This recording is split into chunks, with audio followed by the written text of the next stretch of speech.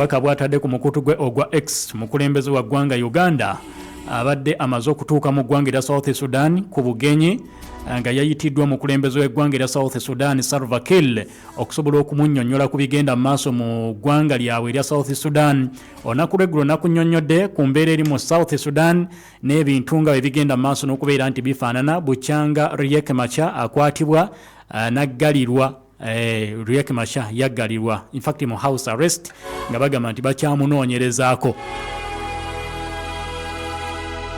Nga bamunoonyerezaako kuki bagamba nti yali ateekateeka okutabangula eggwanga erya South Sudan nga bwe byali myaka egy'emabega ne bagamba no ono tugenda kumunoonyerezaako paka nga tuzudde amazima then tulyoke tubabuulire ekiddako. Era abakulembeze bangi baavaayo ne bagamba no kino ekigenda mu maaso kiyinza okwongera okusuula South Sudan matigga. Bwe batyo ne bawuliziganya ne President Salva Kiir ku nsonga zino eza Dr. Riek Machar. So kati ensonga ze bagenda okwogerako mukulembeze w'eggwanga President Yoweri Kaguta Museveni kw'ossa ne Salva Kiir tezinnaba kubeera nti munnange zitegeerekeka waakiri tewali amanyi agenda y'ensisinkano gye bagendako.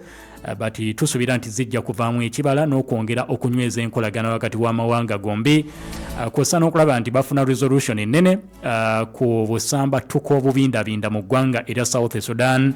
Jjukira Uganda tuli banene nnyo mu ggwanga erya South Sudan okuliyamba okubeera nti waakiri litambula okugenda mu maaso. So kati tujja kulinda tulabe ekinaavaayo nga n'abakulu okuva mu United Nations kw'ossa African Union n'omukago ogwa IGAD nabo bakola butaweera butasamuka butasamwoyo okulaba nti bayamba ku ggwanga eryo erya South Sudan okutereera n'embeera eriyo ebeere nti waakiri ekkakkana naye ng'ekwatiddwa mu ngeri ya kisajja kikulu. Jjukira nti Uganda twaliyoko era operation zaffe nnyingi zitambuddeyo mu ggwanga erya South Sudan n'amagye gakyali ag'eggwanga erya Uganda. Tujjukira bulungi operation eyatongozebwa gye bayitanga operation mulinzi wa kimya mu ggwanga eryo erya South Sudan.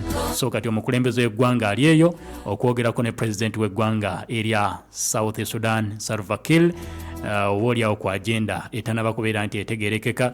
Nakugambye nti Raila Odinga yaliyo gye buvuddeko bwe yavaayo n'ajja asinkana President Museveni naye bye yayogera n'enkugamba nti byasanyusa ggwanga lya South Sudan nga alaga nti baamukaka ajje wano asinkana n'omukulembeze wa wano ne bagamba no ffe tetumukakangako kyali ku plan. Kati so tulinda tulabe bwetya bwe bagenda okuva mu nsonga ze balimu nga eggwanga erya South Sudan. Tujjukira bulungi nti bwe bakwata Dr. Riek Machar eggwanga lyali liri charged ebitagambika mu ggwanga erya South Sudan era waaliwo okwo ebikolwa ebya violence mu bitundu ebimu naddala ebiri mu Upper Nile State. Eyo waaliyo okwo obusambattuko obw'enjawulo ng'onamaze okubeera nti munnanga akwatibwa naye waakiri bigenda bikenderamu okwo n'omuliro okukkakkana mu ggwanga eryo erya South Sudan.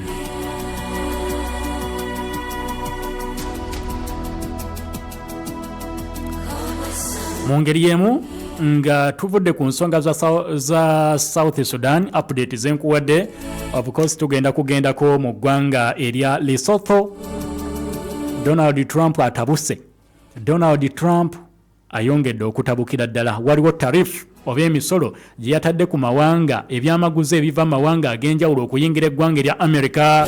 Yayongeza akasente kati ababadde batwala emmaali yaabwe okutuuka mu ggwanga erya America. Balabika nga emisolo gino gigenda kubakosa amawanga mangi gatidde. Eggwanga erya Lesotho wano mu Africa gegamu ku mawanga agasinze okubwa tariff season ez'eggwanga erya America. In fact eggwanga likwata kyakubiri mu mawanga agasinze okukosebwa mu nsi